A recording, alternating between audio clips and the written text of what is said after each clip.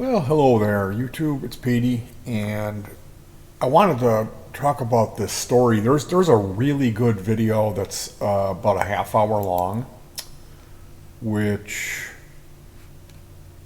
the channel is Crime Zone, which is a true crime channel. In this video, I will leave a link in the description. It's called Roofman, the escaped criminal who lived inside a toy store. So this story is Jeffrey Manchester, a convicted American spree robber, former United States Army Reserve officer, known as the rooftop robber or roofman, due to his modus operandi of entering targets, most commonly McDonald's locations, by drilling through the roof and dropping in.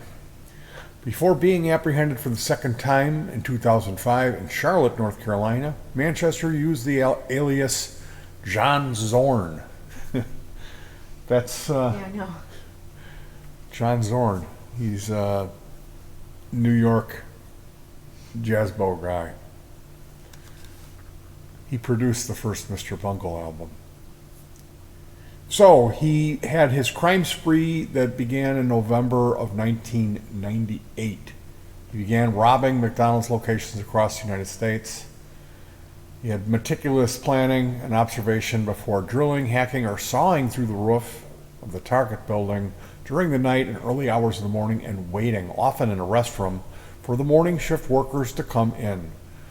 Once he believed normal activities had begun, he would storm out of the bathroom carrying a rifle, hold up the employees before ushering them into the freezer, locking them inside while he robbed the cash registers and safe.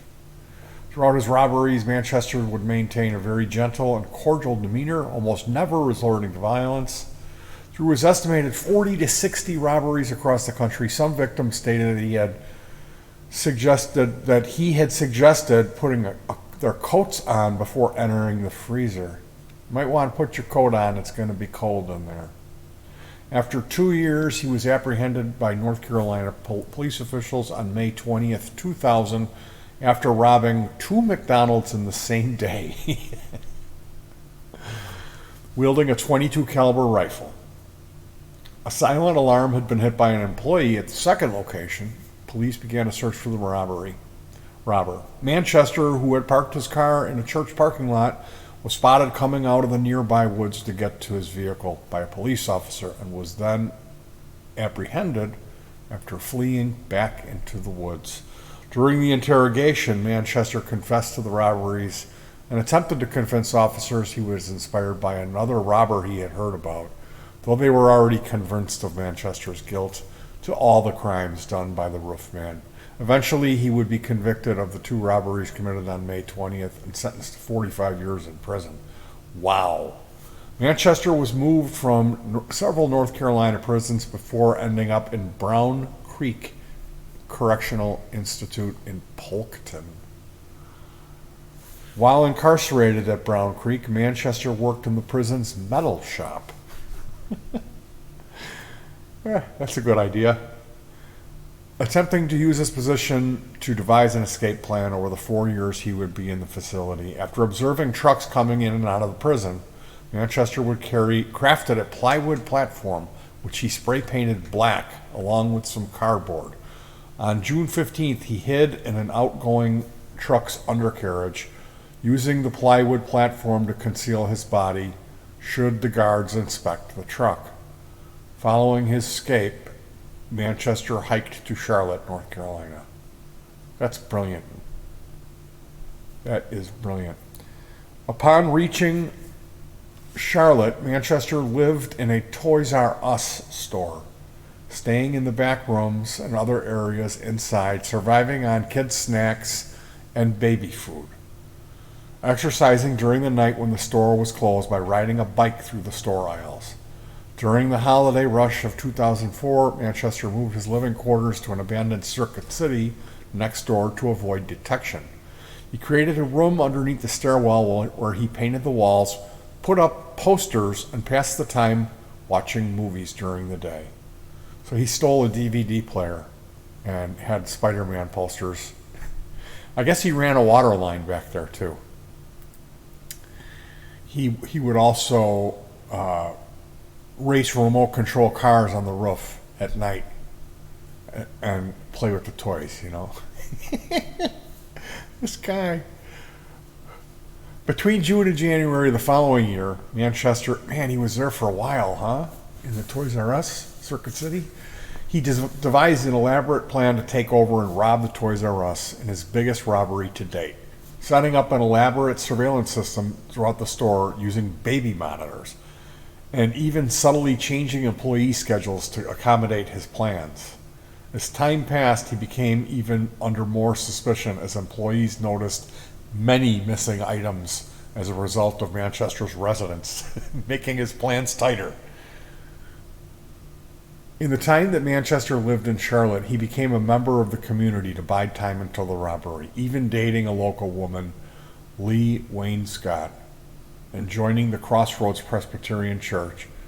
He spent a large amount of his time with Wayne Scott and her children, bringing them toys he had pilfered from the store he lived at, and covered his seeming unemployment and homelessness with secretive whispers about a highly confidential job for the government, saying his quarters were in a restricted office building. Prior to committing the Toys R Us robbery, Manchester burned down a Charlotte dentist's office where he had gotten work on his teeth done there at the time, and reportedly robbed a pawn shop to acquire a gun in preparation for the robbery. On the morning of December 26th, Manchester robbed the Toys R Us, taking an unknown amount of cash before being forced to flee after two employees were able to slip out of the store and get law enforcement, leading to the police discovery of Manchester's secret lodgings in the Circuit City. Despite having committed the robbery, Manchester did not leave Charlotte. After informing Wayne Scott of Manchester's true identity, who she believed to be a man named John Zorn, Wayne Scott was convinced to call Manchester to her home on January 5th, where he was recaptured by police upon arrival. That was her 40th birthday, and he went there to see her one last time, and it was a setup. The cops were waiting for him. Following his January capture, the December trial found Manchester guilty of numerous charges relating to his Charlotte crimes, and he was sentenced to an upwards of 40 years in prison, where he remains as of 2022, with a scheduled release in the 2030s. So it's a sad story. Crime does not pay. Obviously, this guy had issues. I mean,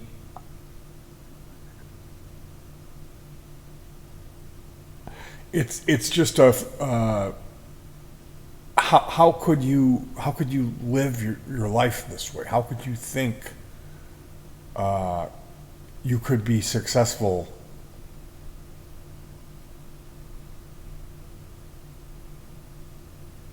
I mean, I guess it's the thrill of the chase, that type of thing, that he was getting high off these activities. There was some endorphin release that he was experiencing as he was performing these robberies at McDonald's, and then later on this thing where he was living in Toys R Us. It's just bizarre. So you guys, you should head over to the Crime Channel, Crime Zone, and check out the video. It's a 23-minute video, and it's much more entertaining than me just reading the Wikipedia article. I had to share the story because it's such a great story. And one of the things we used to love to do was go to Toys R Us and walk around. That was an activity that we would do with our children. I know my brother and his kids used to do it too. You don't necessarily buy anything. You just kind of go there and browse. Maybe the kids would get a little handsy with some of the toys, but not really. And our kids were well enough behaved that there was never any of the screaming or flailing on the ground if they saw a toy they already own and demand to put it in the cart, which is something we did see from time to time, was children who never had experienced any discipline. You run into that in Toys R Us, you know. And I do remember at one point being in my brother's Escort, this little white coupe Escort that they had, and we went around back, take the shortcut, and he noticed this really large dumpster. And he said, I wonder what's in the Toys R Us dumpster. So he got out and went over there, and they had a Super Nintendo display and a PlayStation 1 display in the garbage. So this is a kiosk that has a monitor behind some plexiglass, and then there's controllers that are screwed down to some brackets. And also there is a like a PlayStation emblem that had fluorescent lights in it. So we went home and we both got our 18-volt cordless drills and snips and gloves and hats, and we jumped in this dumpster, and we're in there running these drills. And I remember trying to, if you open the drill all the way up, if you throttle it all the way down with the trigger, it'll go wing, it'll ring, it sings, it's fairly loud. So we were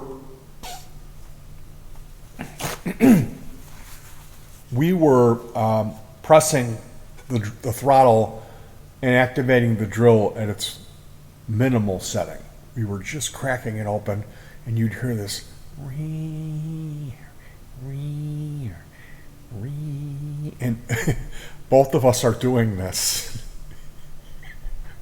like quietly, and I started like uncontrollable laughter came over me of how funny it was that we were in this Toys R Us dumpster, like if this was our big caper, like we were cracking a safe or something with these running these drills.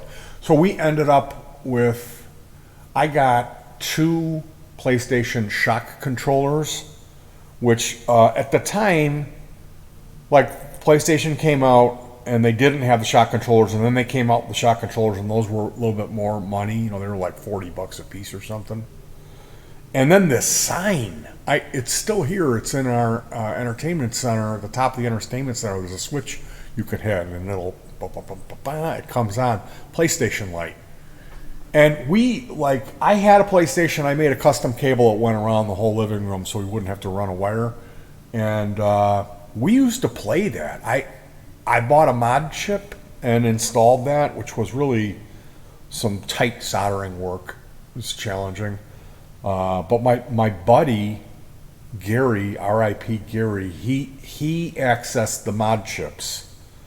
And he got 2 of them. Actually 3 or something. It was some deal where you had to buy a bulk amount. And I still have one of those chips here somewhere in with my chips. And you would solder this mod chip in onto the main